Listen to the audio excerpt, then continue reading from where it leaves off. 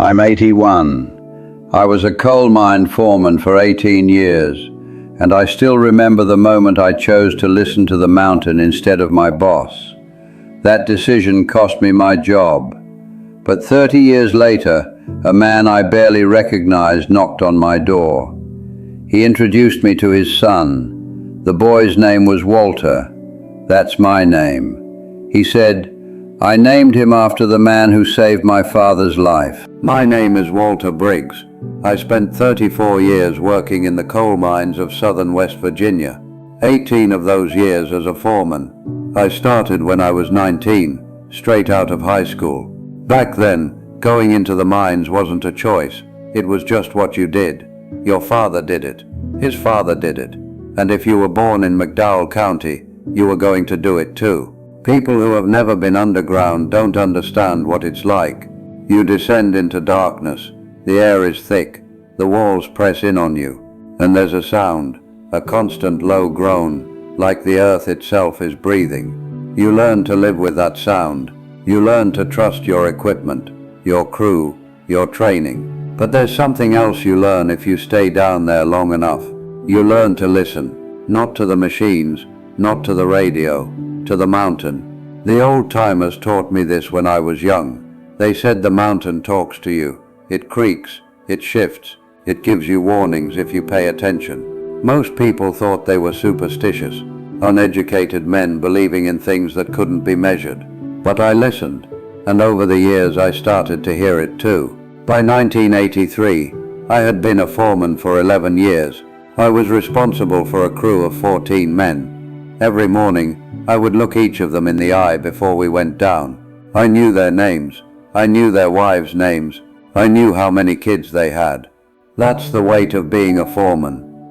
Those men trusted me with their lives, every single day. March 17th, 1983. I remember it like it was this morning. We were working a section about 2 miles in deep, the kind of deep where you forget what sunlight looks like. We had been down there for about 4 hours when I felt something.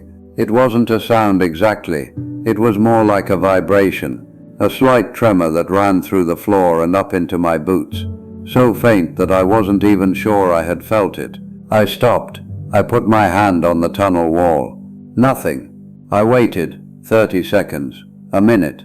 Then I felt it again, stronger this time, just barely, a shudder, like the mountain was taking a breath. I looked at my crew. None of them had noticed.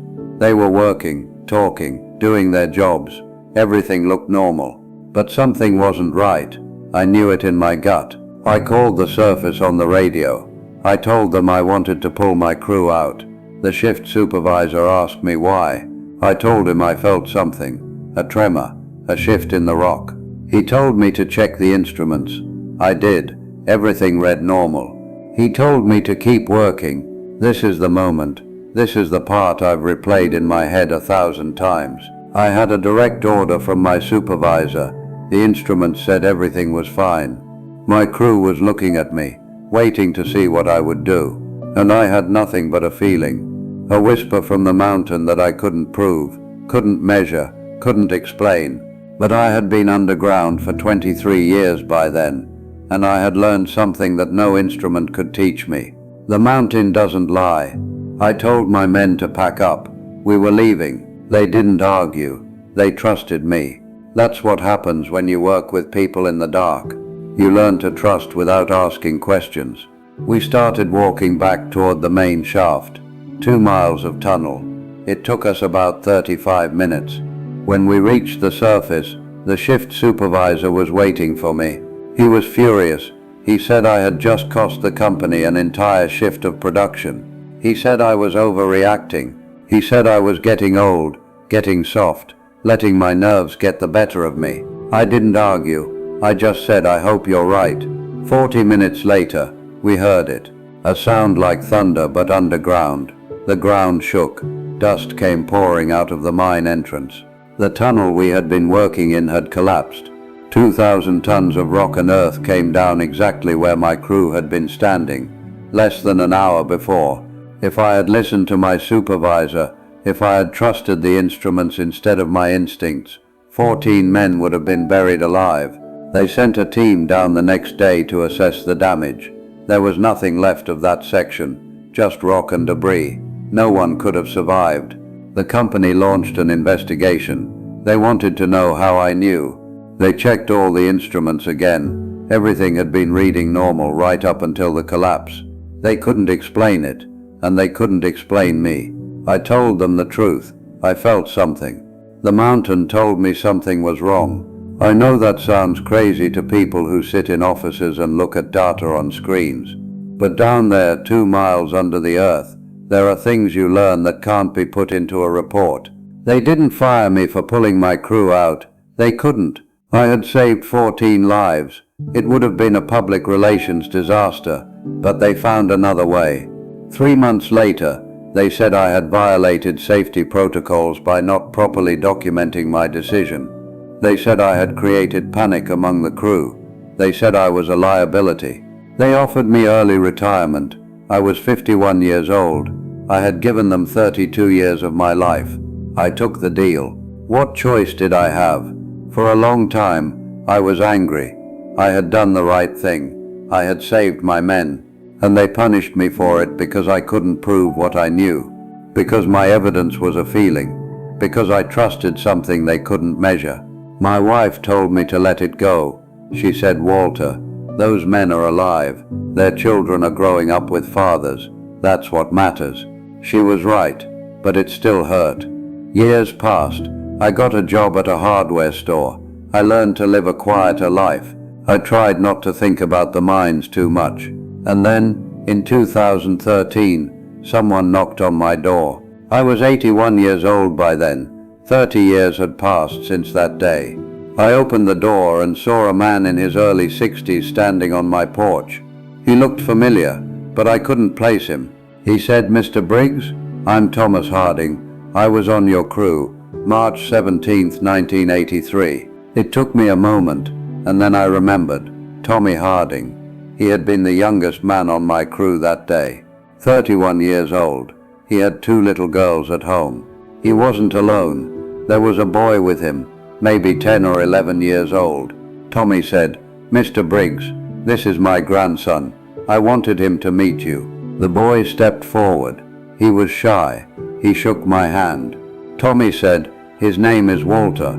I told my son to name him that, after the man who made it possible for me to see my grandchildren. I didn't know what to say. I just stood there in my doorway with this boy's hand in mine. 30 years. That's how long it took for me to understand what that decision really meant. It wasn't about me. It wasn't about being right or wrong. It wasn't about the company or the instruments or the investigation. It was about this boy and all the other children and grandchildren who exist because 14 men came home that day. Tommy stayed for coffee. We talked for hours. He told me about his life after the mines. He had retired 10 years after the collapse. His daughters had grown up. They had families of their own now. Before he left, he handed me something. It was an old photograph. All 14 of us, standing at the mine entrance, taken maybe a year before the collapse. He said, "Every one of those men is still alive, Mr. Briggs. Every one of them became a grandfather. That's because of you." I keep that photograph on my desk now, right next to my old hard hat, the one I wore that day. Sometimes I look at those faces and I think about what almost happened. I think about the 40 minutes that separated life from death. I think about a tremor so faint that no instrument could detect it. And I think about what the old-timers taught me when I was young. The mountain talks to you. It tells you things that machines can't hear, but you have to be willing to listen. And more importantly, you have to be willing to act on what you hear, even when no one else believes you. That's the lesson. That's what 34 years underground taught me. In life, there will be moments when your gut tells you something is wrong, when everything looks fine on the surface, but something deep inside you says no. Don't ignore that voice. Don't let someone else's data or someone else's authority override what you know to be true. You might not be able to prove it. You might not be able to explain it. People might think you're crazy. They might even punish you for it. But some things matter more than being right in a way that others can understand. Sometimes the most important decisions you make are the ones that only you can feel. I'm 81 years old. I've lived a good life.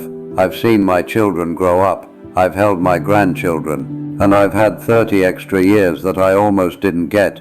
All because I listened to the mountain. So here's my question for you. What is your mountain telling you right now? And are you brave enough to listen? If this meant something to you, share it with someone who needs to hear it. Subscribe if you want more stories like this. I've still got a few more things left to say.